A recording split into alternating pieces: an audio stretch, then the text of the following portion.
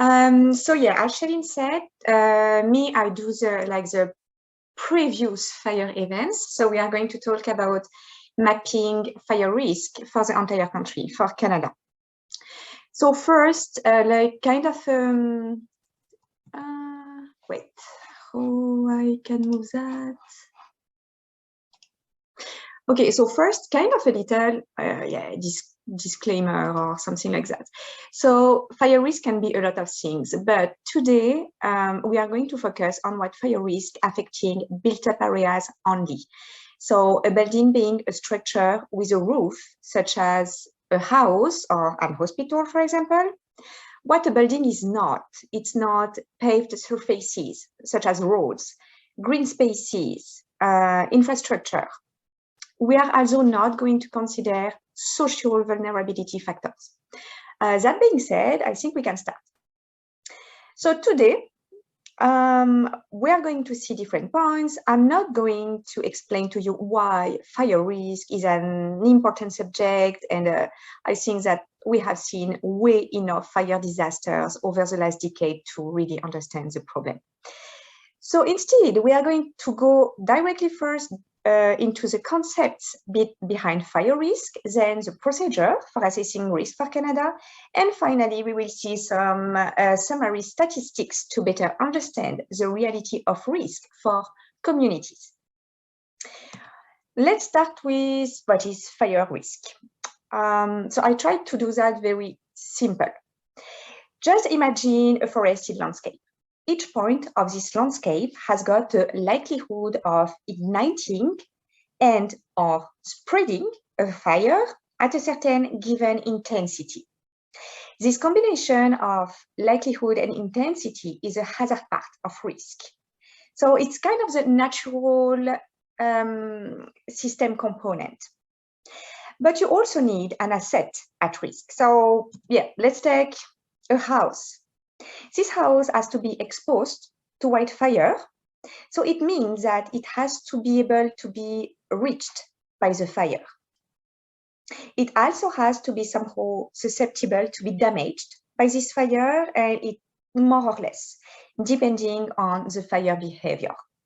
The combination of exposure and susceptibility forms the vulnerability side of risk. And finally, together, hazard and vulnerability form the risk. Usually, the level of risk is qualitatively rated from low to high. A low risk, so you can see here in green, represent a low probability to experience a fire and or to be damaged. A contrario, a high risk, here in red, represent a high probability to experience a fire and or to be damaged. Moderate risk, here in orange, are somewhere in between. So how have we assessed fire risk for Canada? The hazard part. We have done that by using the fire simulation model Burn P3. I'm not going to detail it too much, like a model can be tricky to understand. Simply, it simulates thousands and thousands of fires through the study area. So you obtain a burn probability grid in which each pixel represents a certain probability of burning in percent. At the same time, you obtain a set of measures of fire behavior, including the fire intensity that we are interested in. The hazard map is finally created through the combination of the burn probability and fire intensity map. So you really have got maps, you have got grids for the hazard. For the vulnerability, it's a little more difficult to assess than the hazard. Fundamentally, when we talk about susceptibility and vulnerability, what we want to know is how much damaged a building will be if it experiences a fire. So in theory, we can expect that, oh, okay, higher the intensity, higher level of damages, as you can see here. But in fact, in the reality, it's unfortunately not as binary. The level of damage depends not only on fire intensity, but also on the local characteristic of the building, such as fuels or building materials, or even like the density of housing. And you really have got here one of the major challenges of assessing fire risk at very large scale for us at national scale. We cannot consider the level of vulnerability of each individual building in the country. So in fact, we had to build some rules of thumb and shortcuts. To illustrate them, oh yeah, I just use a snapshot of the Stop Disaster game made by the UNDR. So yeah, you have got the link here. Just go try it. It's online, and it's a very funny way to better understand natural hazards and the importance of mitigation. And it helps me to illustrate how we assess the vulnerability. First rule of thumb that we used, we considered the location. So if you are within a community, within the WUI, or if you are more remote in a rural area. Second rule, we used the density of buildings because, yeah, if you have got more buildings and they are closer to each other, you can expect more damages. Third rule, we used obviously the expected fire intensity. As I said, higher the intensity, you can expect higher damages too. So in our example, we can see that the two isolated houses top left here, but they are surrounded by very dry fuel and they look pretty vulnerable, those ones. But if you look at the house here on the right, it's surrounded by green space, green trees and water, so it looks pretty much less vulnerable. And here, inside the community and around the community, you have got different levels of vulnerability. With all of that, we have been able to create different outputs and national maps describing the different aspects of hazard and risk in Canada. So you have here the fire risk map for built-up areas. So areas in gray is just because you have got no building. So it doesn't mean that the risk is zero. Fundamentally, it's just like you have got no building at risk. Unfortunately, I have got no zoom on this map. I was not able to go on ArcGIS this week, but so I'm going to talk more about the statistics that we can learn from that. But yeah, very important, you have to note that our study area covers the forested part of Canada here only. So it excludes the prairie and the area of major big cities like Toronto, Vancouver too is not exactly inside.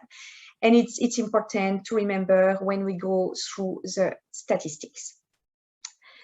Our study, the result indicated that we have got over 4 million of buildings in forested Canada, including 31% of buildings directly exposed to wildfires and 9% classified as moderate to high fire risk. We also evaluated that 3% of the buildings are at high fire risk exclusively, which represents around 120,000 buildings. So it's difficult to imagine what represent 120,000 buildings, but just for comparison, the Fort McMurray fire destroyed 3,200 buildings in 2016 for a total of $3.8 billion. The Slave Lake fire destroyed 610 buildings in 2011 for a total of $864 million. So I'll let you imagine what will be the bill over the next century for 120,000 buildings destroyed.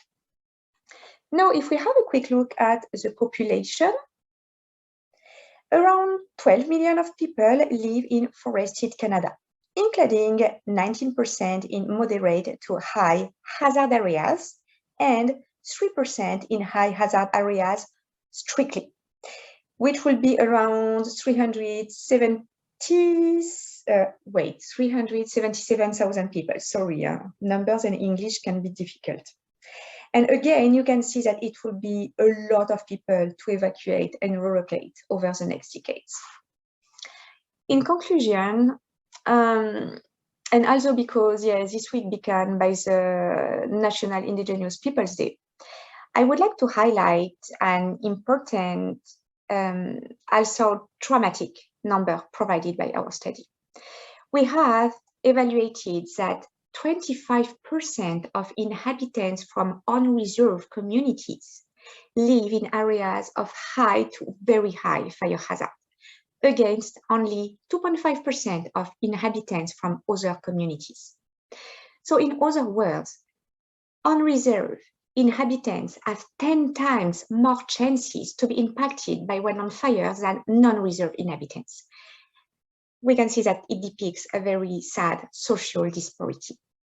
And this number, as well as all the other results presented, are expected to dramatically increase over the century with climate change. So I think it shows that it's really time for action and also for mitigation. So it's going to be very interesting to see the next talk more about fire response and fire mitigation. And so I am done.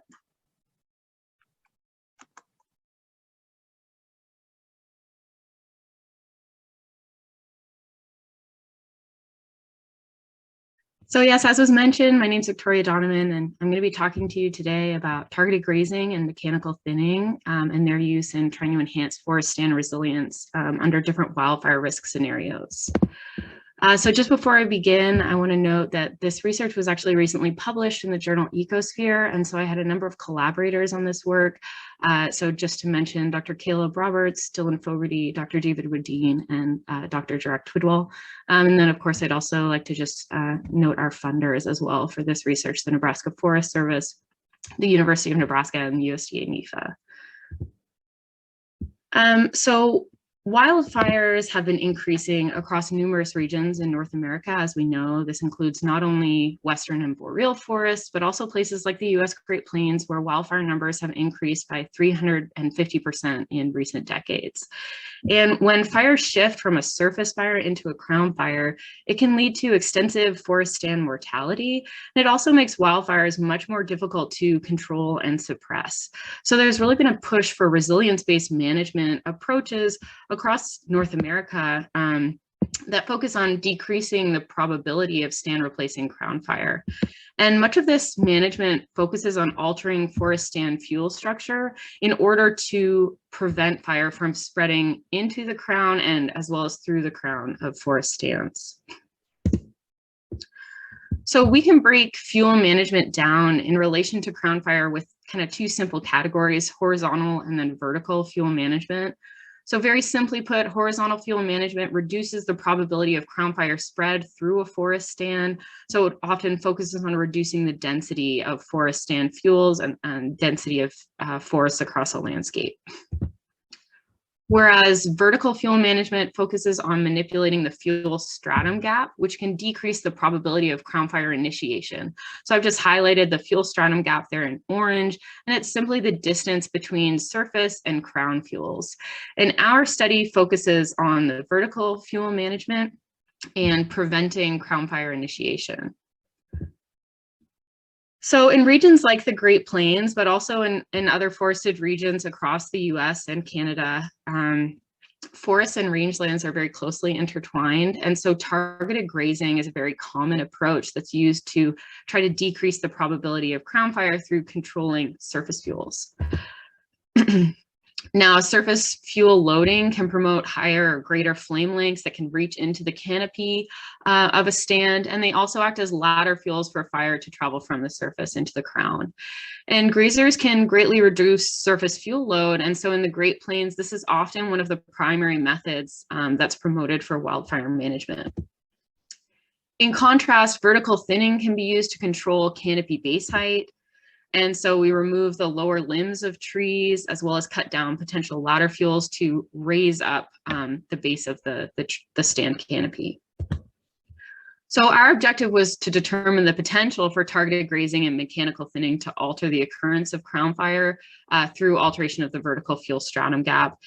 And we wanted to do this by modeling these different management scenarios or these different management types and looking at their impact on the probability of crown fire using CFIS, the Crown Fire Initiation and Spread Modeling System. And we focused on ponderosa pine savannas in the Pine Ridge region of Nebraska, which I've highlighted in this map here in orange. We've had numerous wildfires burn through this region in recent decades. And both targeted grazing as well as thinning are promoted in the region to help control wildfire risk. With that, I'd also just like to take a moment to acknowledge the traditional stewards of the lands that this research was conducted on, the Cheyenne and Ochi-Dishikovin First Nations. We used data collected during a forest resource inventory across 75 sample sites in the Pine Ridge region. At each of these 75 sites, we had 15 sample plots where we took measurements like tree height, herbaceous fuel height, and seedling height in order for us to estimate fuel stratum gap across a forest stand. And just to give you an idea of the forest structure, stands in the Pine Ridge had an average fuel stratum gap of around 4 meters. Herbaceous height was on average about 0.5 meter, and canopy base height was about 5 meters. And then we use this information to simulate the potential impacts of different management treatments on fuel structures. So in 3 different management scenarios, we had targeted grazing, thinning, and then targeted grazing combined with thinning. And then what we did is we compared the outcomes of the simulations of these different management scenarios with observed stand conditions that we measured in the Pine Ridge to determine the potential effectiveness of using these types of treatments. And to run our simulations, we used 6 different wildfire risk scenarios, ranging from very low risk to extreme wildfire risk scenarios. And these were based off of wind speed, fine fuel moisture, and surface fuel consumption, which are all inputs needed for CFIS. So in this plot, we're just looking at the potential distance over which management treatments could alter the fuel stratum gap in the Pine Ridge based on the average stand conditions. So on the y-axis, we're looking at the potential alteration of fuel stratum gap in meters. The x-axis, we're looking at the different fuel treatments. And then the different colors here represent the contribution of canopy versus surface fuel. So canopy in green, surface fuels in yellow. And so based on average stand conditions, you can see pretty clearly that the potential for targeted grazing to alter the fuel stratum gap is extremely limited in comparison to mechanical thinning or combining a combination of mechanical thinning and grazing. I should also note that prescribed fire could also be used, which would have impacts similar to a combination of targeted grazing and thinning in terms of our simulations. However, we focus on these specific management types simply because of the public perceptions around prescribed fire. It's not very commonly used in our region. So when we look at the predicted impacts of each of these treatments, what we've done here in this plot, or these plots here, we're looking at the probability of crown fire on the y-axis and fuel stratum gap on the x-axis. Our different colors in these plots represent the probability of crown fire relative to fuel stratum gap under different wildfire risk conditions. And then what I've done is just overlaid these gray boxes on top of the plot showing the potential impact of each of our management treatments relative to fuel stratum gap. And so again, this just emphasizes that targeted grazing seems to have a very limited potential impact on the probability of crown fire in comparison to vertical thinning or a combination of targeted grazing and thinning. We also wanted to then, of course, look at how these treatments impact crown fire occurrence or predicted crown fire occurrence across these 75 sample sites that we looked at in the Pine Ridge. So what I've got in this plot here, we're looking at the percentage of sites that were predicted to have one of 3 fire classes. Surface fire is plotted in blue, passive crown fire in yellow, and active crown fire in red. And so you're also looking here at wildfire risk on the x-axis, where we're increasing in wildfire risk from the left to the right.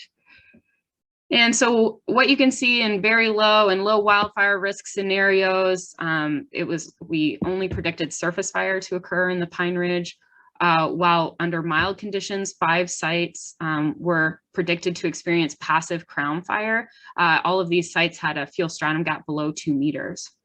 Under mild wildfire risk conditions, all sites were expected to experience passive or active crown fire, except for 1 site, which had surface fire, and this had the highest recorded canopy base height of almost 9 meters.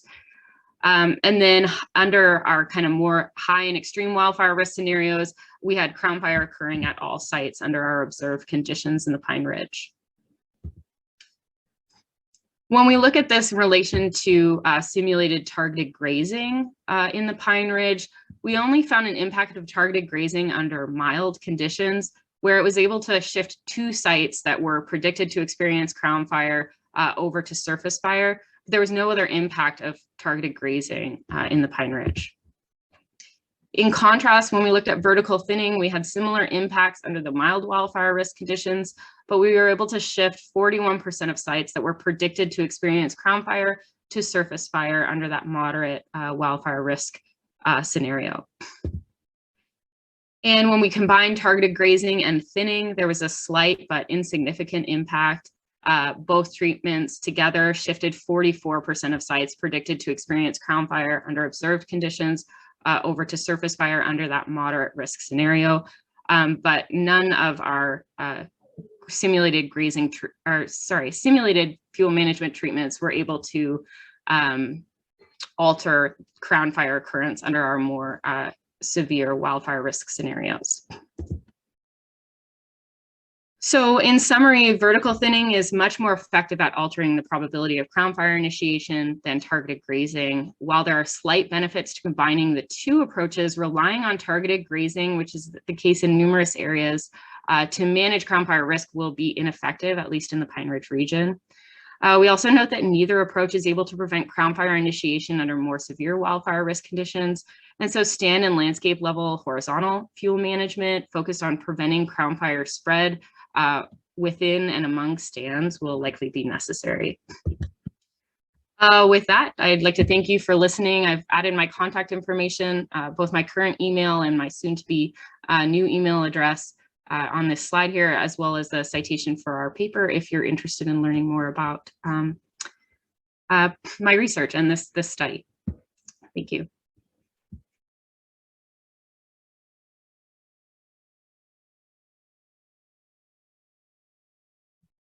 Hello, everyone. My name's Patrick Robinson. And yeah, as Chelene just mentioned, I'm presenting on mapping forest fuels.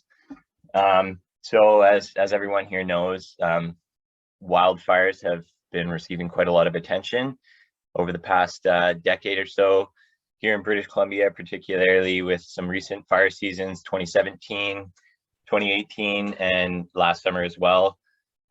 We are receiving quite a lot of attention. So that's what my project is all about, is, well, forest management, particularly aimed at wildfire fuel risk mitigation.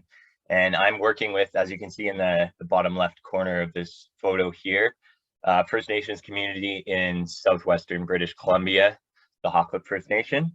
And this project, I came onto this project in 2019, and I'm working with Dr. Che Elkin and Dr. Scott Green on this. So overall, my research questions, the questions that I'm looking at are, how have forest fuels changed as a result of forest management practices over recent decades? And how can we leverage the new data that's available in order to inform community-directed forest management? So working with the local First Nations, the Hawklip First Nation that I mentioned, this is kind of a high-level overview of a large part of their traditional territory here, kind of at the, just overlooking the Fraser River and up into the Fountain Valley is what we see on the right here. So this project is, it's community-directed. Those research questions were largely informed by the community. So yeah, it's a collaboration between the Hawklip First Nation and the Hawklip Community Forest and our research group at the University of Northern British Columbia. And it's also being supported by the Pacific Institute for Climate Solutions. So as we've mentioned before, basically what we're doing is we're using aerial laser scanning data, also known as LiDAR, to map wildfire fuels throughout the territory in high resolution. So just a quick overview of what I'm hoping to cover here. I'm going to give a little bit of background on the Hawklip Community Forest. I'm going to talk about how we're using ALS to come up with structural metrics that we can relate to fuel metrics, some of the empirical data collection that was involved in this study, and how we brought that together to create landscape level fuel map products. And then kind of tying that into the next phase of this project that we're moving into now, which is putting all that information together into a user-friendly, interactive decision support tool that's based on web mapping platform, and how we're using that tool to work with the community directly to come up with management solutions. So as I mentioned, my study area is in southwestern BC.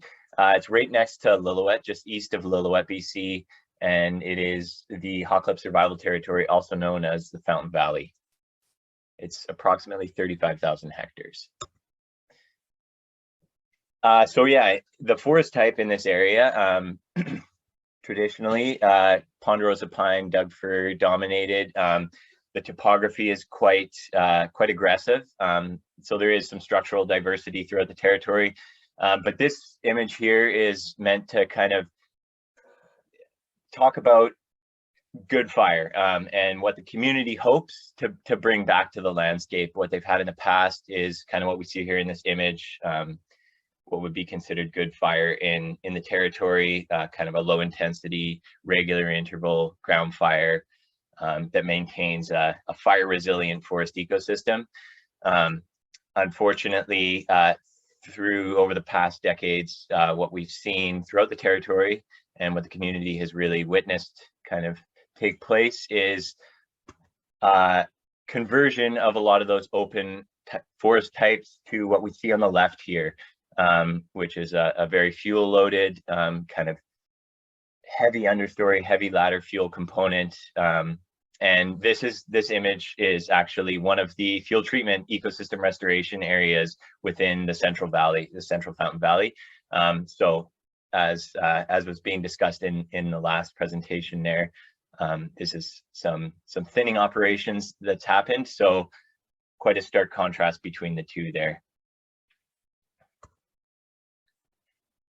So the empirical data collection, we were very fortunate to be able to make this happen.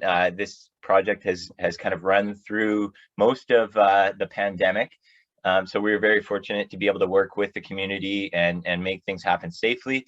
And we were able to have a successful field sampling campaign in the fall of 2020, where we collected over 100 sample plots throughout the territory. We used a random stratified sampling framework to come up with sampling plots limited by road access, of course, and topography as well, but I feel like we had quite a successful sampling campaign. These are a series of images taken over top of some of the sample plots, and these are just drone images taken on top of the sample plots, kind of indicating that structural diversity that we have witnessed throughout the territory. And yeah, how we feel like we were able to capture that with our sampling quite well, which is something that we're looking to do to improve our model performance.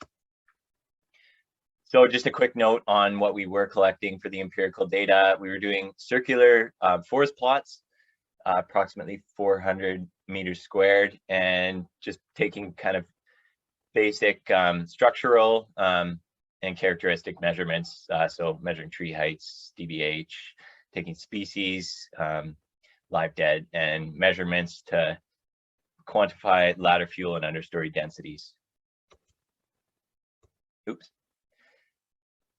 So as I mentioned, we were able to come up with some fuel metrics and some of the structural metrics from the LiDAR data. So this is just kind of a quick list of some of the key metrics that we are focusing on, and kind of how we're bringing those together. Yeah, so just kind of a quick overview. I'm sure everyone here is fairly familiar with most of these metrics, but these are just kind of an idea of some of the information that we're pulling out of the LiDAR data in combination with the field data that we collected, and we're able to kind of come up with fuel load maps at a landscape level across the whole territory for some of these metrics. So just a quick overview of how we're doing this for those of you who aren't very familiar with ALS or LiDAR, we're using an open source software run in RStudio. It's a package called LiDAR. And basically what we're doing is taking the raw ALS point cloud, applying an algorithm, and we're able to normalize that. So then we're able to get very accurate measurements, above surface vegetation measurements for the vertical profile of the vegetation there. And from that, we're able to pull out a lot of those key metrics and relate them to the fuel metrics that you saw on the last slide there. Yeah, so just kind of bringing that process together here. How that works is we take the raw ALS point cloud, that's the LiDAR point cloud flown with the fixed wing aircraft, and we run some processes, and we're able to pull out kind of standard ALS metrics. So those are kind of standard forestry metrics that can easily be pulled out from the LiDAR data. And then we've used allometric calculations with our empirical data set that we collected and come up with some of those fuel metrics. And we're able to combine the ALS standard metrics together with the empirical data and use a random forest modeling framework to come up with fairly high performing models from what we've seen so far. And then we basically apply those models back to the entire LiDAR data set or ALS data set, and we're able to come up with landscape level fuel load maps for the whole territory. So some of the results of those models, just a quick table overview of some of the model performance here. So this is based on a k-fold cross-validation R-squared values here. As you'll notice, some of the upper canopy metrics here are performing very well, whereas some of the lower down in the vertical profile metrics, such as the ladder fuel and understory fuel, as expected, aren't performing as well. However, we are still fairly confident in these landscape level products for the lower levels as well, and some of that is based on some field validation, kind of preliminary. So yeah, this is kind of an example of that, just to give an idea of what those products are looking like, and kind of how we're applying them. So as you see on the left here, this is just the satellite imagery for an area that has been field treated. So it's been thinned, and canopy base height has been taken way up. So as you can see, the ladder fuel component, that the black hashed area is the treated area. And as you can see, that is popping out quite well in some of these landscape level fuel metric products that we've derived here. And yeah, particularly for some of those understory ones that aren't necessarily producing the R-squared values that we're seeing in some of the higher ones, but through some preliminary field validation, still fairly confident in them. So yeah, as I mentioned at the beginning, what we're doing is bringing all of those products together. One of the main motivations behind this project, it's community directed, and the community really wants something that they can work with directly and that will be as useful to them as possible for trying to kind of manage the pretty significant wildfire risk problem that they're facing.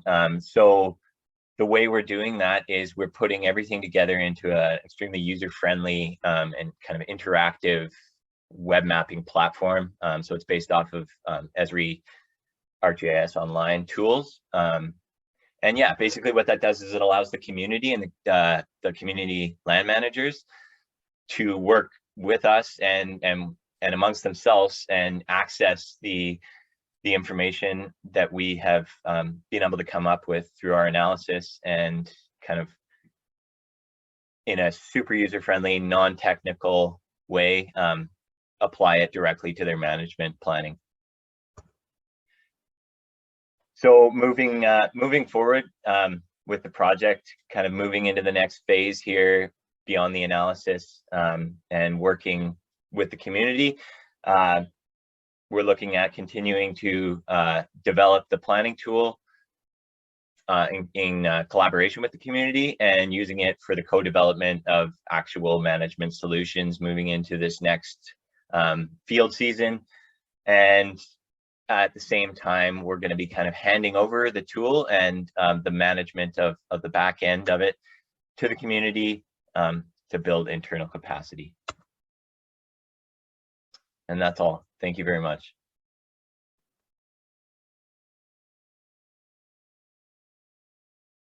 My name is Chelene Hanes. I'm a researcher with the Canadian Forest Service out of Sault Ste. Marie, Ontario. I'm also a graduate student at the University of Toronto. I just successfully defended my PhD last week. So it's been a busy week trying to catch up on things at work that I've been putting off until that point. So I just want to acknowledge my co-authors, Mike Watton, Doug Wolford, Laura Bourgeois-Chavez, Stefan Blair, Dave Martel, and Mike Flanagan. So I'm talking about improved prediction of drought for wildland fire danger rating. So in Canada, I'm just going to get my slides to move forward here. I don't seem to want to. Here we go. Okay, so fire danger is assessed by the Canadian Forest Fire Danger Rating System in Canada, which has been a large part of the research program with the Canadian Forest Service over the last 75 years. So over this time, the fire danger rating system has become the cornerstone of decision-making in fire management across the country. So every day, the fire danger rating system is used by fire managers to make multiple decisions. But their primary concern on a day-to-day basis in terms of fire danger is the ignition potential and the rate of spread. But longer-term drying into denser fuels, which is associated with drought, has an important influence on fire activity, but is considered secondary within the fire danger rating system. And I think that's largely because the impacts are not as well understood. Because when the danger rating system was developed over time, drought conditions were not as do not occur as often as they do nowadays. So with climate change, our understanding of drought and how to better represent it in fire danger is becoming more important. So drought is estimated through the drought code in the fire weather index system, which is a subsystem of the Canadian Fire Danger Rating System. The DC is one of 3 moisture codes within the FWI system, which I'm showing here. I'm not going to go into details on it though. And the FWI system is calculated based upon daily weather observations at local noon time. So each of these moisture codes, these 3 moisture codes of the FWI system, are a bookkeeping system of moisture for 3 different layers within the forest floor of a standard pine forest. The DC representing the deepest and densest organic layers, so often associated with the humus layers. So the DC is based upon daily temperature at local noon and 24-hour accumulated rainfall. So operationally, the DC influences lightning, ignition holdover, persistent deep smoldering, and suppression or mop-up problems due to the increased fuel consumption in these deeper, denser organic materials. So the DC is often, it's associated with organic material 15 to 18 centimeters in depth, which are, more compacted, denser materials with a fuel load of 25 kilograms per meter squared. So in fire danger, we're interested in the gravimetric moisture content because we're interested in, not necessarily how much moisture, but how much fuel is actually available to burn, which is easily related to gravimetric moisture in terms of the weight of the fuel. And the DC has a maximum gravimetric moisture content of 400% and a large reservoir capacity of 100 millimeters. So because of this big reservoir capacity, it has a long time lag. So the time lag being the amount of time it takes to dry, to remove 2/3 of the moisture from the initial moisture content to equilibrium. And it's because of this long time lag, the DC also is able to carry over drought from one season to the next. And that was a big part of my thesis, but I don't have time to get into that today. So operationally, there's some questions that folks have about the DC. What does it mean? Especially in areas where we don't have that 15 to 18 centimeters of organic material. And how can we measure it? And typically we've used destructive sampling methods to try and validate the DC. But going forward, the objective of this piece was to look at, can we use things like electronic moisture probes to estimate moisture in these layers. And within the literature, there's been some indication we can use land surface models and remote sensing to estimate moisture. So can we test that out, and can we determine if these products can also provide added intelligence about drought conditions?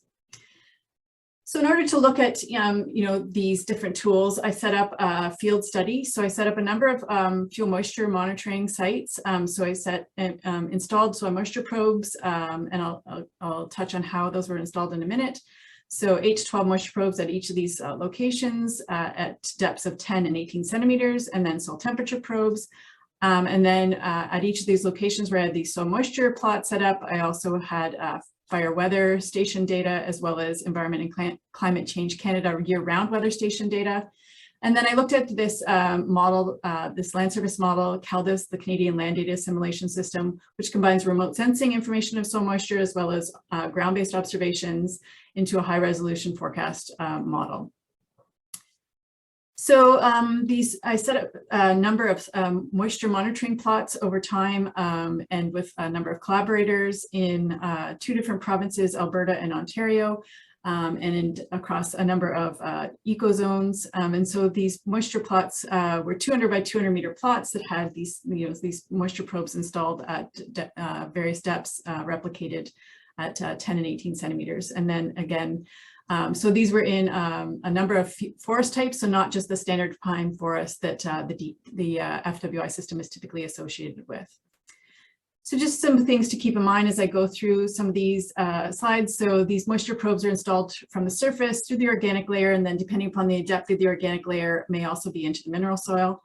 And as I mentioned, we typically, think in terms of gravimetric moisture, but these probes measure in volumetric moisture, and as well, these land surface models output in volumetric moisture. So just to keep in mind, a DC value, so we converted the DC to volumetric moisture content by taking into account the bulk density of the standard DC. So it's a DC value of 15, which is the starting value in the spring, which represents saturation, is a volumetric moisture content of 54%. And a DC value of 400, which is quite dry, is a volumetric moisture of 20%. So just going through some results here. So these graphs are showing the DC modeled moisture converted to volumetric moisture content, and then the observed volumetric moisture content measured at 18 centimeters, so averaged these replicated probes. And these are for, of the 7 plots that I had instrumented, so these are my best goodness of fit statistics, and in the bottom of those 7 plots, these are my worst goodness of fit statistics. And so I've got these for 2019, 2020, and 2021. So a couple of things I just wanted to point out, that there was, quite a bit of variability between years. And that I'm only showing the 18 centimeters depth, that there wasn't as much variability between depths that I was measuring the moisture, and that there was greater variability between these different plots. So these mixed wood plots were much deeper organic material, and this aspen site had much thinner organic material. But in general, this simple DC model does a reasonable job of representing moisture changes in these layers using these probes installed in this way. One thing I did note was that there was, the precipitation makes a difference. So as I mentioned, I've got these plots, and then I have within the assumption within fire in Canada is that, within 40 kilometers that these weather stations are representative of local conditions. So on these top set of graphs, I have the DC calculated from this fire weather station, which is 39 kilometers away. And then on the bottom set of graphs, I calculated the DC using weather from another weather station from Environment Canada that was only 7 kilometers away. As you can see that, that the goodness of fit statistics were much better with this closer weather station, so that, especially where you get these thunderstorms that come through these small, systems in the summertime, and you miss that precipitation input. It's not the model that is causing the error, it's the inputs. So precipitation can make a big difference. The other thing I wanted to point out is looking at these land surface models and how well they represent these moisture changes. So this is, again, my best statistics of those 7 plots, and then worst on the bottom. And in some cases they're not too bad, but the main thing that I found with the CALDIS model, this much more sophisticated model, is that it generally underrepresented moisture. So generally modeled much drier moisture conditions. So there was a big bias consistently throughout these sites. And I think that's largely to do with the fact that a lot of these models are calibrated and validated for agricultural systems and focused on mineral soils. So so conclusions and recommendations from this work. So I found that, the relatively simple DC model that just incorporates, temperature and precipitation does a reasonable job of representing observed moisture changes in these deeper organic layers over a wide range of forest types. So not just the standard pine forest. And that these electronic moisture probes installed, through the organic material up to depths of 10 and 18 centimeters could be used to supplement the DC and correct it, where fire managers are concerned, particularly in the springtime.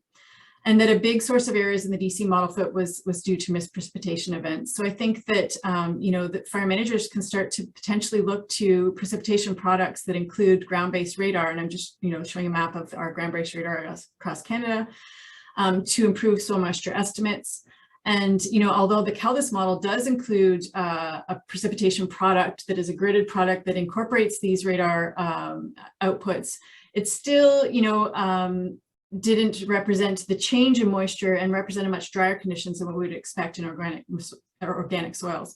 So I think that there's still potential though for some of these land for surface models. And I think that if we can start to incorporate information about the organic material into these models and remote sensing products, that we can improve our representation of organic layer moisture. And so another something that I just published in the journal Genoderma looked at mapping organic layer thickness and organic layer fuel load.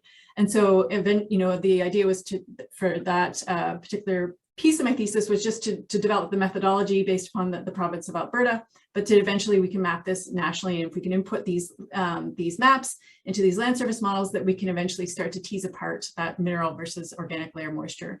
And also this helps fire managers, knowing an estimate of what the organic layer thickness is in areas where they have deeper organic materials, that, the DC model may be very applicable in terms of burning into those deeper, denser materials, but where we don't have that organic layer thickness, that maybe we need to look at, instead coarse-woody debris and, drying out of those materials and not relating that to the DC.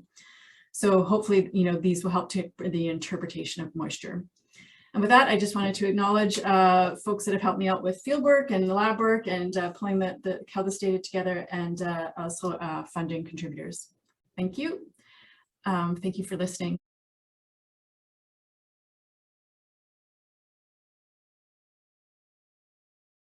Thanks, Chelene. Today, we're going to present a quick overview of the Wildfire Sat mission, what's now termed the Canadian operational mission of that Wildfire Sat. The PI of this mission is Dr. Joshua Johnston. He has a conflicting event, so he asked me to present on his behalf. As Chelene mentioned, my name is Alan Canton, and I'm a fire research specialist with the Canadian Forest Service here in Sault Ste. Marie, Ontario. And I am the product operations lead for the Wildfire Sat mission. So I'm mostly tasked with ensuring that our products reach the intended end users on time and they understand what it is. So Wildfire Sat, this is the quick pitch. Wildfire Sat is the world's first purpose-built wildfire monitoring and detection satellite mission from the ground up. The intent is to provide fire intelligence to the end users. Those are our fire managers during the most active part of the day and as quickly as possible.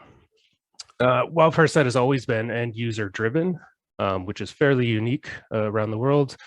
And there is attached to it quite a large knowledge exchange program, which I'll touch on a little later on, that's attached to it. And currently the mission is only scoped for Canada. However, there are discussions ongoing to expand that scope elsewhere. So monitoring, not detection. So we've really pushed the story of this mission to the side of monitoring and not to detection. That doesn't mean that we can't detect fires, but without a persistent view of the landmass, it's really difficult to reliably call it a detection mission. And the Wildfire Sat mission is a polar orbiter mission, and you'll see in a moment, but the intent is to capture at least one view of the entire landmass during the day, maybe a second view. And without that persistence, we can't really call it a detection mission, because by the time our satellites may have found a fire, it's more likely to have already been detected by fire managers or the public already. Now, there are existing systems, as you can see on the slide there, such as the GOES and other geostationary systems that do have fairly, fairly good temporal resolution, but we're quite a bit disadvantaged in the northern latitudes in that the spatial resolution and the quality tends to degrade when you get further and further north. So you might be thinking, hey, there are some polar orbiters, and those that are familiar with satellite remote sensing would be familiar with the VIIRS and the MODIS and the Sentinels out there. And you can see on this figure here, I don't know if you can see my mouse, but the majority of them are centered kind of around noon or in the late evening, early morning. So there's this identified critical gap right here, or the peak burn period where activity is at its most intense, that isn't covered by a low Earth orbiter satellite. And so we intend to stick our satellite mission right in that peak burn period. And if we're lucky, and it's not shown on here, we may actually be able to get a 12-hour offset in the early morning centered around 0600 as well. So I mentioned earlier, this was end user driven all along the route. Our PI there, he was originally a firefighter, that he was trained on the infrared systems and so on this, that's directed at this mission. But early on, I can't remember in which phase, possibly even phase 0, phase A, consultations with our fire managers began, which is really early in a satellite mission at the government level, that is. And those consultations are what helped us develop the user requirements document, which turned into the publications there you can see on this slide. And those user requirements are what feed the mission requirements, and that feeds the system requirements, which are what the satellite, how the satellite will actually be built to meet all of our requirements. From these noted requirements, some key features that are expected on the system are visible in near infrared bands, roughly around 200 meters, mid-wave and long-wave thermal infrared at roughly 400 meters. And those here that are familiar with VIIRS will recognize that that's very similar to the resolution on those sensor platforms, and that is somewhat by design here. I already mentioned the daily peak burn overpass is a key feature and very important to our end users. The payload is intended to be optimized for fire radiative power.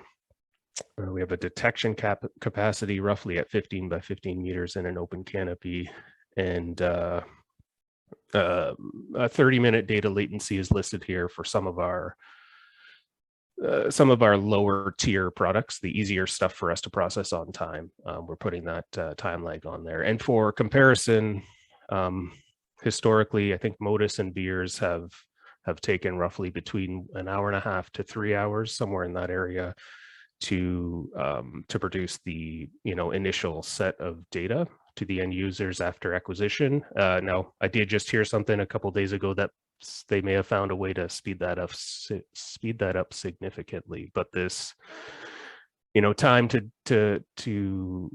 get the data to the end users is really a core piece of this mission here.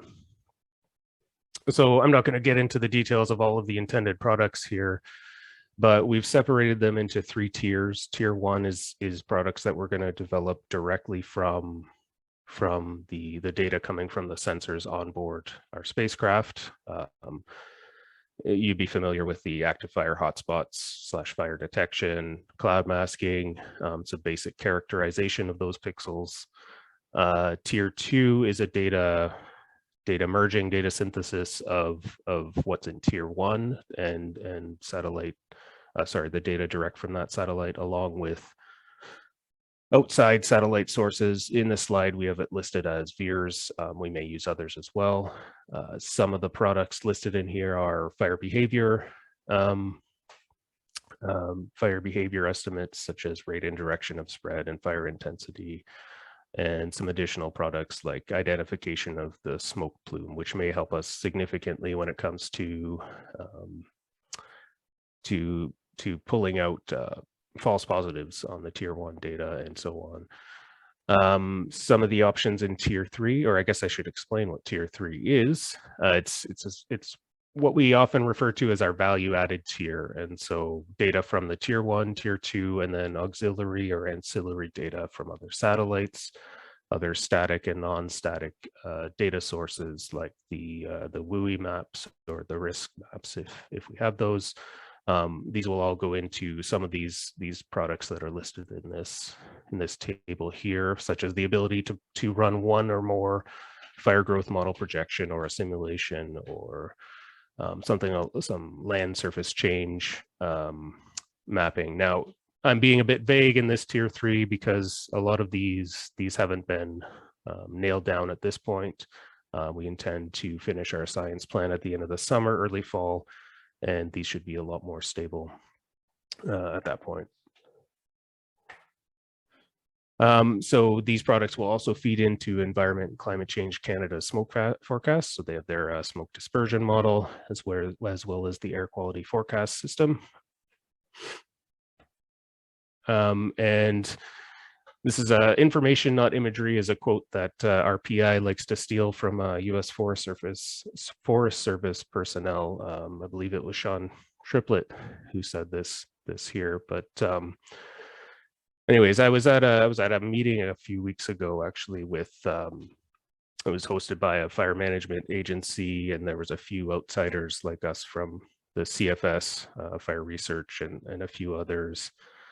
And they were discussing, current and future fire intelligence and prediction systems and processes and models and whatnot. And after a couple of days of that, there was one person stood up to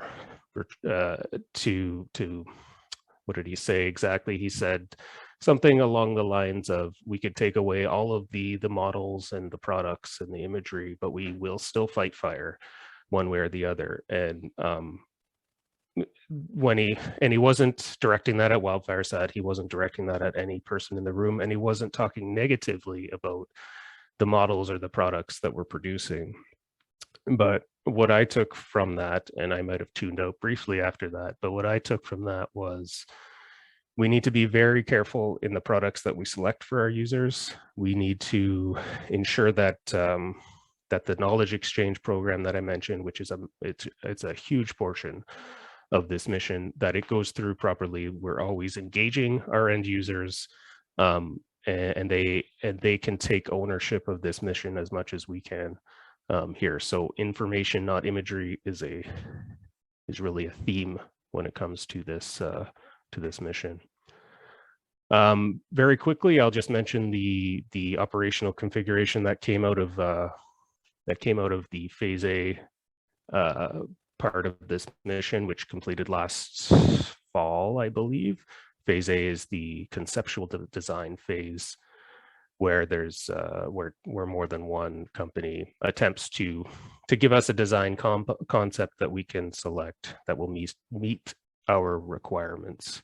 And so, for your information, this was the constellation structure that came out of that. It's a 3-satellite mission. This doesn't mean this will be the design that goes forward this year, but it's a 3-satellite constellation that will provide essentially one large swath with 3 satellites.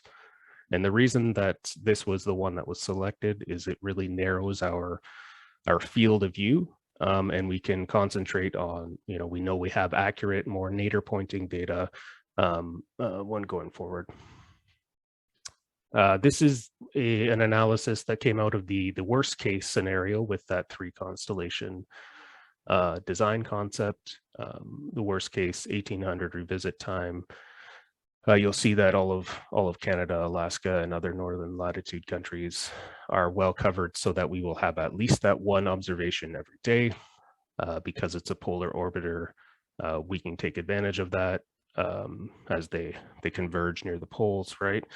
Whereas the coverage capabilities tend to degrade as you go into the mid latitudes.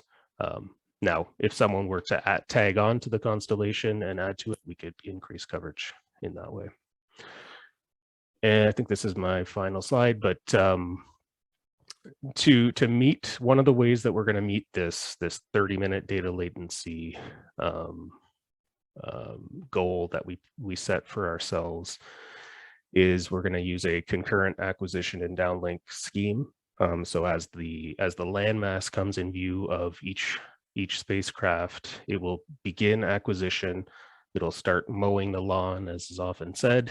Initial processing will happen on board, just very basic initial processing, which will get us to level 2 data, and then immediately that downlink will start to occur once it's in range of our network of downlink stations. These downlink stations that you can see on here, this is the Canadian Centre for Mapping and Earth Observation owned ground stations. So there's a station in Inuvik, Prince Albert, and you can't read it, but Gatineau over here. We have quite a bit of overlap between the coverage.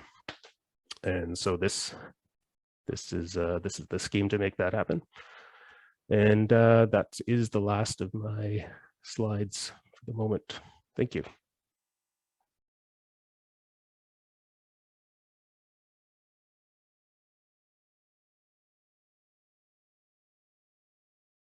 So my name's Kennedy Corcola. I'm from the University of Toronto, where I'm doing my PhD under the supervision of Patrick James and Jen Beverly. And today I'm going to be talking to you about disturbance interactions in the boreal forest, how spruce budworm might impact fire suppression effectiveness.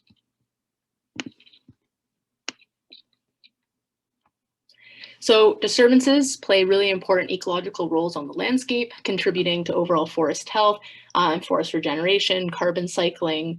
And one of the most important disturbances in the eastern boreal forests of Canada is the eastern spruce budworm, a native defoliating insect that affects balsam fir and spruce species. Outbreaks of this insect occur periodically every 30 to 35 years and can last anywhere from 5 to 10 years. Total defoliation can occur by the 4th year of an outbreak, but stand restructuring can continue up to 14 years. And these pictures I have here show some of the changes to fuels that we might see following or during a spruce budworm defoliation event. We get a lot of standing dead trees, an accumulation of surface fuels, increased down woody debris, and also an increase in ladder fuels. Another important disturbance in the boreal forest is wildfires. Many species have evolved with wildfire, and they rely on it for reproduction, reduced competition, and the cycling of soil nutrients. However, some fires can have negative impacts, especially in the wildland-urban interface, where they can hurt people, destroy values, and interrupt ecosystem services. These are the fires that we want to suppress. So initial attack is the initial action taken to limit or stop the spread of a wildfire. And this is typically done through either air attack or ground crews.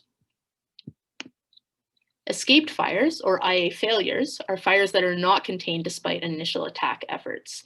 These require a larger amount of time, money, and resources in order to get under control.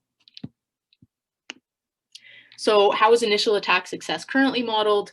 Typically, it's modeled using predictors such as the fire size at initial attack, topography, weather, fuels, and certain fire management factors like response times or resource allocation.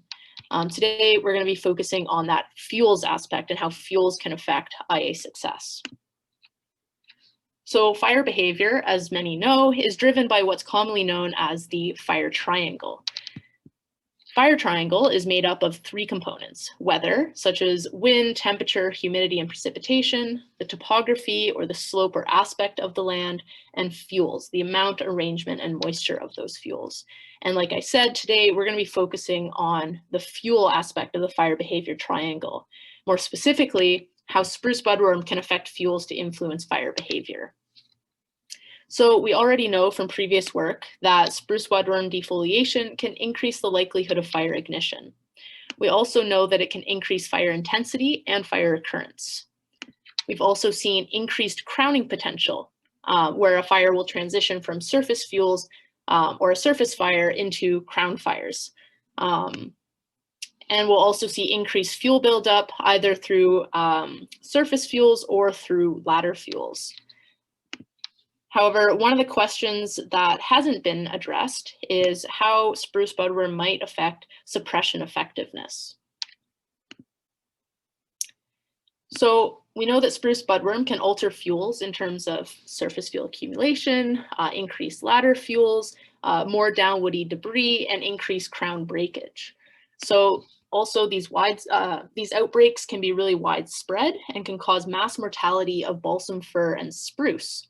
In these stands of affected trees, we can have increased ignitions. We also know that these stands will have increased crowning potential, which is associated with higher fire intensities and faster spread rates. These fires are more likely, therefore, to escape initial attack efforts and cause widespread consequences, such as large economic loss, threats to human health, large-scale evacuations, and damages to infrastructure and values. These effects are also going to become a lot more pronounced due to the effects of future climate change. Therefore, our objective is to determine whether the inclusion of spruce budworm defoliation data improves model performance of initial attack success models to better inform forest and fire management agencies. So this is just an outline of the model that we were using.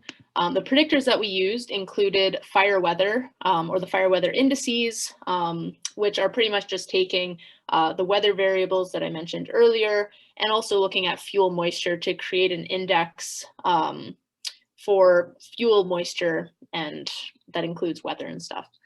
We're also looking at ecoregion, the size of the fire at initial attack, the cause of the fire, either human or lightning caused, the season, either spring or summer fires.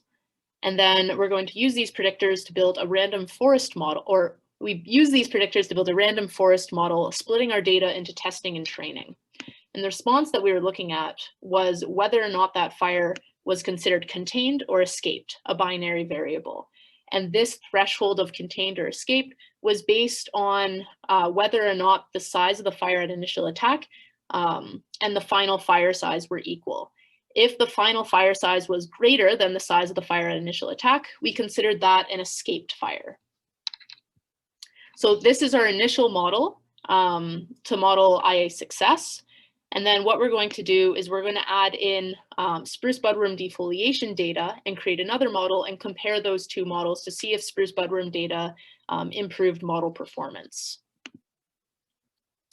So one of the issues with using spruce budworm defoliation data is that it's hard to represent due to two different factors that influence fuel restructuring. And these are time since defoliation and cumulative defoliation. Both of these aspects have been shown to influence fire behavior in some way. So I'll show you a chart here. So this is showing each of my individual fire numbers here. And each of these is a spruce budworm predictor representing years before the fire. So this first one here at spruce budworm 1, this one is 1 year before the fire. Was there a spruce budworm event where that fire ignition took place? And it's a 0 here, so there was no spruce budworm activity. But if we go all the way over here to number 9, the 1 here represents the fact that 9 years ago, there was spruce budworm defoliation. And we can see that that defoliation lasted for 7 years. So that's including then the cumulative aspect. We have 7 years of cumulative defoliation, but we also have 8 years of a time lag between the fire and the defoliation event. So this can be really complicated for including in models, and a lot of research or a lot of work previously has focused on one or the other. So for us, I wanted to include both of these. And so to better summarize this defoliation data, we used a principal component analysis to create the uncorrelated synthetic predictors to reduce these 15 years of defoliation data into just looking at the first 4 principal components, which explain 68% of the variance. So I looked at accuracy metrics to compare the spruce budworm model with the base model with no spruce budworm data. So the main point of this slide is just kind of look at that these numbers for the spruce budworm model consistently performed better than no spruce budworm in the model, suggesting that spruce budworm has some effect on fire suppression effectiveness. However, you might be looking at these and thinking that these numbers look almost identical. They look very similar. You can round the no spruce budworm model ones to the same number almost as the spruce budworm models. But we actually expect this difference between the two to be a lot bigger than what is shown here. And I will get to that on the next slide. So when we look at variable importance for the spruce budworm model, we can see that size at initial attack was actually the most influential variable for both the mean decrease in accuracy, which is looking at how that individual variable contributes to overall model accuracy, but also in the mean decrease in Gini, which is looking at how important that variable was for determining node homogeny in the random forest. So the size at initial attack was our most important variable. However, this variable is also likely influenced by fuels, right? So there's likely some effect of spruce budworm defoliation on fire size at initial attack as well. And I think that when we start looking at that, it might be able to tease apart make the difference more pronounced between the spruce budworm and the no spruce budworm model. And just to show some of the other predictors we had on here, these are all the weather variables. And then these are all of the synthetic spruce budworm predictors that we used.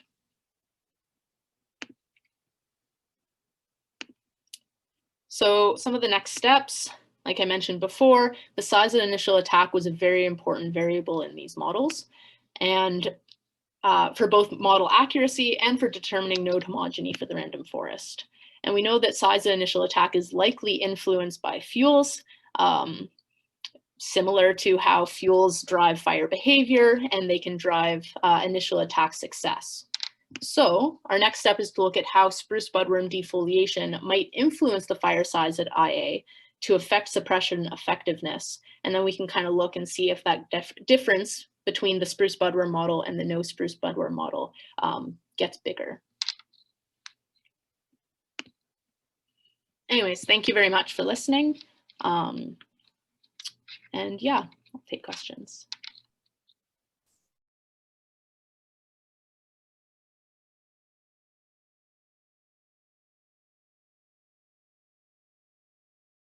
Hello, my name is Jack. I'm a PhD student at the University of Toronto. I am supervised by Patrick James and co-supervised by Marie-Josée Fontaine.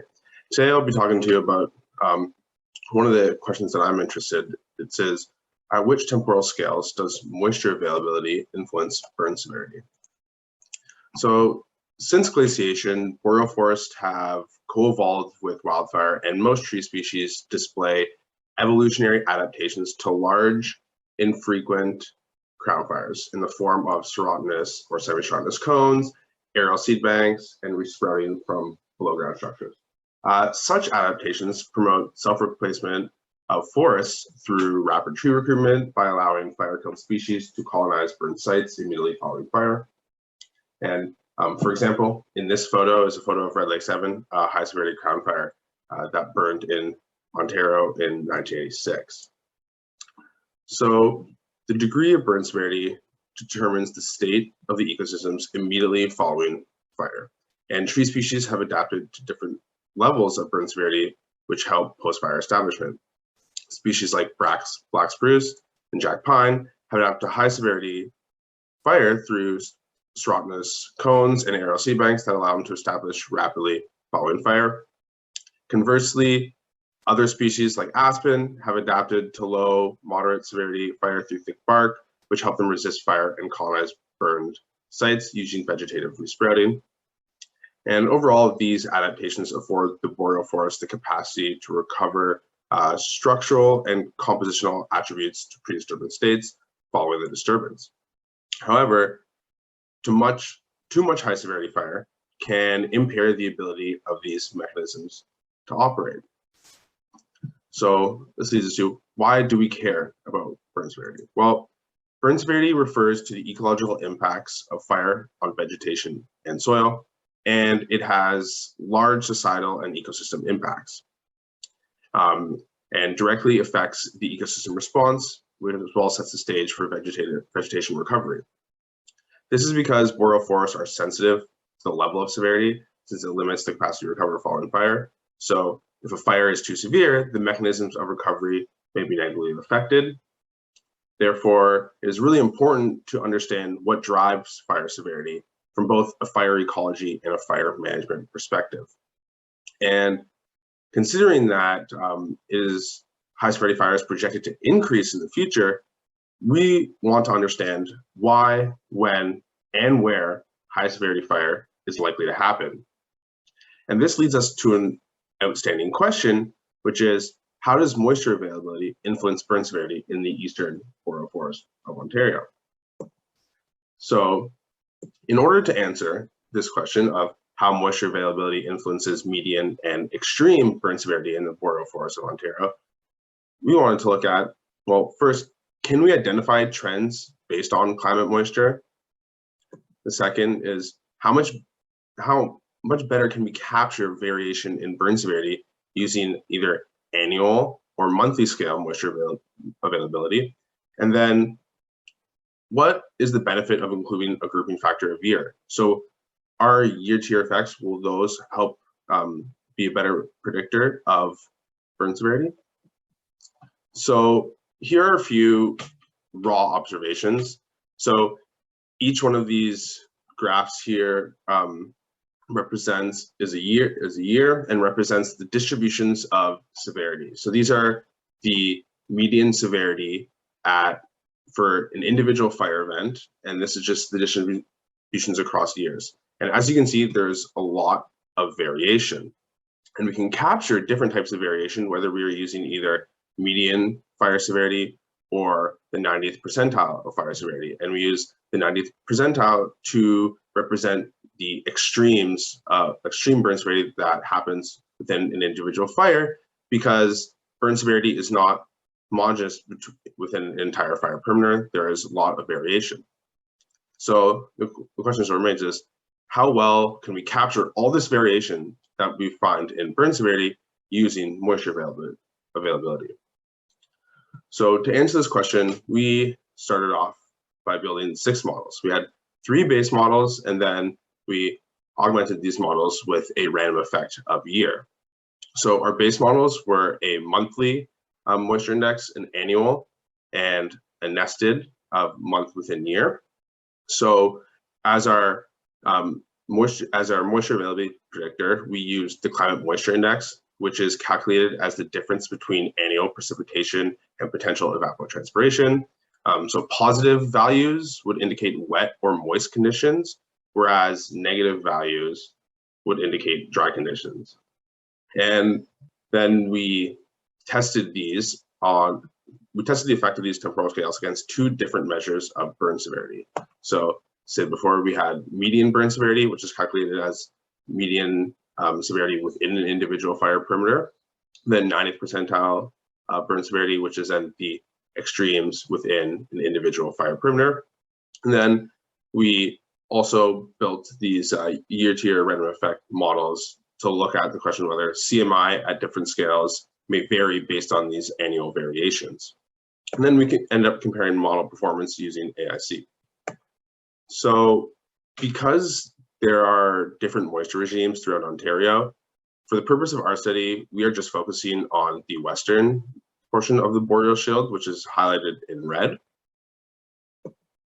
And to create our data, or to gather this burn severity data, we started by generating burn severity maps using Google Earth Engine, using a new hybrid compositing approach, which takes a measure of an NBR, so normalized burn ratio before fire, and then calculates it and averages those values for a year following the fire.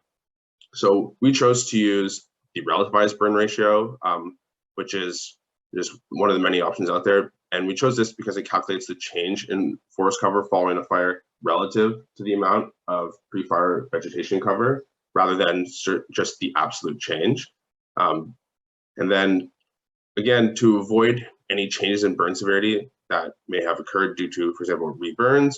We remove fires that reburned within 26 years of each other.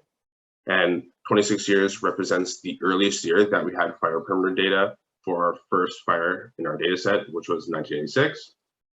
And we ended up with 1,227 fires greater than 40 hectares that burned between 1986 and 2020 in Ontario. And this is just an example of what a fire perimeter and what one of these burn severity maps would look like. So as you can see, this is a fire that occurred in northwestern Ontario that burned in 1998 and reached a final size of 22,500 hectares. As you can see here, you have these spots where are masked out lakes. And then if you look at the scale here, so in the yellow values indicate an increase in burn severity, so higher RBR values, whereas the darker, more purple values represent a decrease in burn severity. So that means enhanced vegetative regrowth in the years following fire compared to, at the most extremes, no regrowth. So in order to get our CMI data, we extracted these data using the Climate NA software and for the centroid of each fire event. And we calculated both the month at the ignition, as well as an average of the year which that fire burned. So these are just some initial results, but to begin, you can see that this is just a massive cloud of points. So we have on the left side, we have the burn severity extremes, so our 90th percentile. On the right, we have our median burn severity, both represented on the y-axis. And then at the top, we have our monthly climate moisture index. So those are on the x, and on the bottom two plots, we have the annual climate moisture index, which is also represented on the x. So we can see that there's no general trend, and there is extremely low predictive capacity. So I think our R-squares are extremely low, so there's a lot of variations, a lot of cloud, and it doesn't seem that moisture availability or these intra or interannual effects or really can predict what the patterns we're seeing with burn severity. However, I would like to highlight, and the orange spot and point that out, is that we did find a significant trend, or upward trend, as annual climate moisture increased, burn severity extremes also increased, which is kind of a counterintuitive and unexpected result. We would expect that as moisture decrease, that these burn severity would increase. And we can see that even across, looking at just the model coefficients, that across our study, we found that an increase in moisture led to an increase in burn severity, where we would think that a decrease in moisture would lead to an increase in burn severity. A possible explanation for this trend may be that higher moisture throughout the year leads to higher fuel loads. So when moisture deficits occur, increased stress may lead to decreased growth and less fuel. Therefore, when there is ample moisture, there may be more growth and more fuel.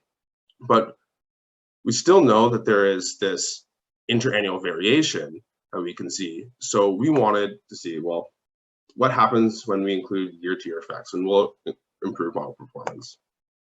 What we found is, short answer is yes, it does include model performance. So we found that this generally improved, that didn't suggest that year-to-year variation in moisture availability is a better predictor. For example, in this case, of burn severity extremes. However, still have a relatively low predictive capacity. But what is interesting is looking at the random effects coefficients, so we see that in most years, increase in moisture led to an increase in burn severity extremes. However, for the 5 years with the largest decrease in CMI leading to an increase in extremes, these were all in consecutive years. So this suggests that there may be some patterns of moisture availability at longer temporal scales that should be investigated. Likewise, similar, the annual, for median burn severity, the annual models improved performance, but still had a low predictive capacity. And again, we found these clusters where it seems like there are these longer temporal trends. So what does this tell us? Well, first, you can sort of conclude that this is more longer term and not short term. But we did neglect ecoregional variation. So this is something that we would like to look at because there are 6 ecoregions within the study area. And it'd also be worth looking at maybe longer temporal scales. So averaging these moisture values over, say, 5 years and looking at longer trends. And there also are other weather elements or change to fields that may be more impactful, such as temperature, forest cover, and as you heard in the earlier talk, insect outbreak legacies. So with that, I'd like to thank my collaborators and my lab members, and any questions?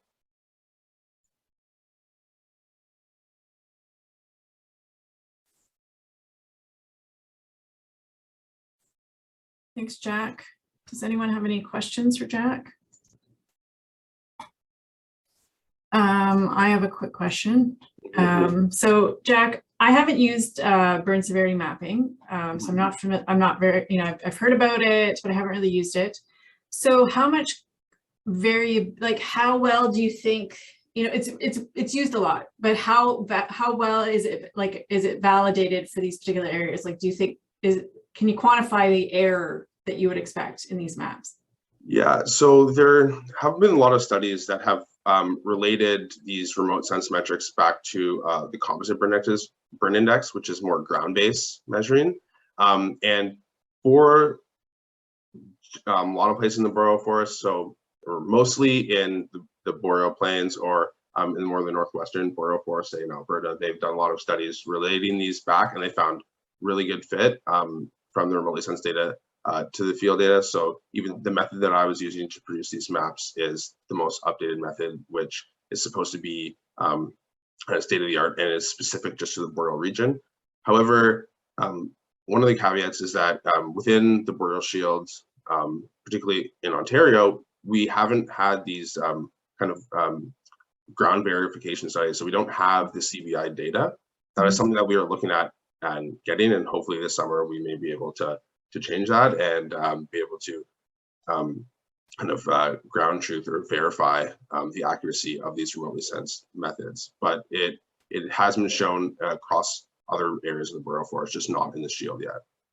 Yeah, well, and I assume it makes it difficult too, because trying to you have to know what was there before in terms of organic material to get at that. Well, that's for just the ground-based measure of burn severity, not so you're more focused on, though, in terms of severity, like in terms of the vegetation, like the amount of the crown, like the vegetation that's been consumed, or is it a combination? Yeah, so what it does is it takes an image. So the workflow would take an image, say a year before the fire occurred at that same spot, and then it would take an image start by taking an image when that fire stopped, so the out date, and then it would take in images for the following year until the end of the next growing season. Then it would average the values within each pixel to get an average, and then that would be what we see. So it's the change in from that pre-fire image to that post-fire image. Right. Okay. I have some other questions, but I won't pepper you with them. I have lots of things going through my mind. Yeah, so thanks very much, Jack. So if folks who are chatting maybe could turn on their, that we're presenting, turn on their videos. First, I'll just open it up. If there was any other questions that folks in the group had that they're thinking about since everybody presented, just let either if folks want to type it into the chat or just turn your mic on. That'd be great. I thought it was interesting. Oh, hi, Sandy. Yeah, I'll be quiet for a second, just see if anybody pipes up anything. Is Patrick still here? By any chance? I know, it doesn't look like it. I know that Victoria had to leave. Her daughter was ill. Okay, my line of questions are for Patrick and Victoria. Maybe I'll ask them after. It's all good. Well, that's too bad. Yeah, I think one thing that I was thinking about is that, you know, they're all really good talks, and we're talking about, you know, as scientists, things, tools and products that we're trying to come up with to, you know, in terms of fire, you know, the session on fire response, they were trying to come up with that will hopefully improve, you know, make things easier for folks that are out there that are actually fighting fires. And I don't want to put you on the spot, Kennedy, and I don't know if there's other folks in the crowd that have actually, you know, fought fire. I don't know everybody's background, but yeah, I'm just thoughts with someone who's been out there, like, you know, and the things that really are important, and, you know, how you think some of these tools will help on a day-to-day basis. And maybe just even towards your own, you know, if just your own research, because that's what you're most familiar in. But if there's anything else that was said today that may, that flagged something, I don't know if there's other folks that have fought fire. Melanie, I know that you've been in command centers and stuff, but yeah, if anybody had any thoughts in that regard.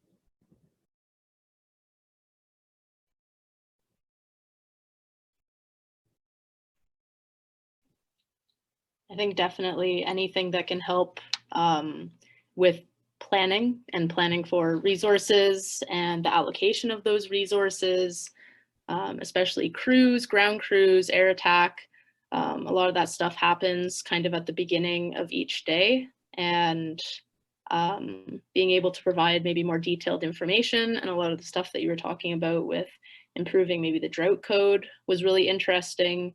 And I think that could even play a part in maybe having more accurate weather prediction systems. And even for my own stuff I can speak on is the FBP fuel classifications aren't necessarily the most up-to-date or the most accurate. And for myself, Spruce Budworm is represented in like the M3, M4 classes, which I don't think accurately represents the actual fuel dynamics happening there. So I think doing work that kind of updates some of these systems that have been in place for a very long time will definitely help with planning ahead. Yeah. Yeah, and I think that's recognized in the Canadian fire danger rating system anyways, that, you know, we need to be able to quantify, well, yeah, because we are starting to be able to quantify fuels like things with LiDAR, and we can measure this, and we can measure fuel stratum gap and all these different pieces, that we now need the models that it can integrate that information, so that, you know, you're not putting a round peg in a square hole all the time, you know, that in terms of choosing what fuel type to use and such, and that, you know, we're trying to get there. But it's an interesting dynamic between, we've got all this really high, really great information, but that we still want to maintain models that are somewhat simplistic and are easy to use and easy for folks to understand, because the decision making at times has to be really quick.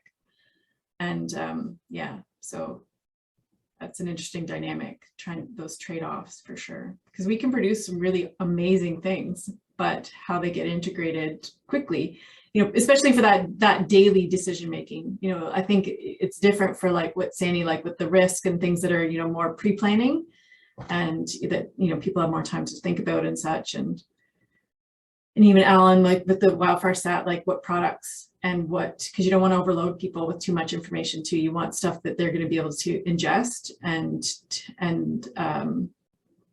make use of relatively quickly. Yeah, we've always been trying to push the, I don't know what the statement is. If they don't use it, is it actually useful statement, right? And I know I mentioned probably too many times in that presentation the idea of knowledge exchange, and that's actually what I was going to ask Victoria about. But if like, what is there, if there is a knowledge exchange plan down there with their group, with the fire management agencies at all? And that question kind of applies to everybody here. Is there, like, what is their plan to get things into operations? Of course, knowing that all science doesn't need to go into operations, right? Is it just, here's my stuff, figure it out? Or is there really a plan to engage the users and make sure they know what it is they're getting, and they know how to use it quickly, like you said, Chelene, when it comes to reacting as opposed to pre-planning and mitigation, like Sandy said, where there's more time to prepare here. Sorry. No, I think that's a really good point, and it's something that, you know, we don't necessarily do well. I don't know if there's anybody else who's on that has, you know, examples of knowledge exchange with operational folks that they've done with some of the research that has been successful, or flops, because we can also learn from the flops, you know, of what we don't do well. And, you know, there's, yeah, I'll be quiet if anybody's got anything to contribute there. Chelene, I was just, you know, going to say that I loved in Alan's presentation that he emphasized, you know, with Wildfire Sat, that really they need to engage the end user throughout the whole way there. And I know, you know, from spending time in the response center, that's been the goal even of my work, like all the time. It's, you know, if you want what you're doing to be used by operations or your end user, you know, every so months, like take a time to present it to them. And I do that. And then, okay, what do they have for feedback? Do they like what I'm doing? Are they thinking what I'm doing, they're not seeing the proper things that they should be, or do they have any feedback for me? And just always engaging them, if you know, if that's your goal for your research to be used by them, and not keeping them out of the loop.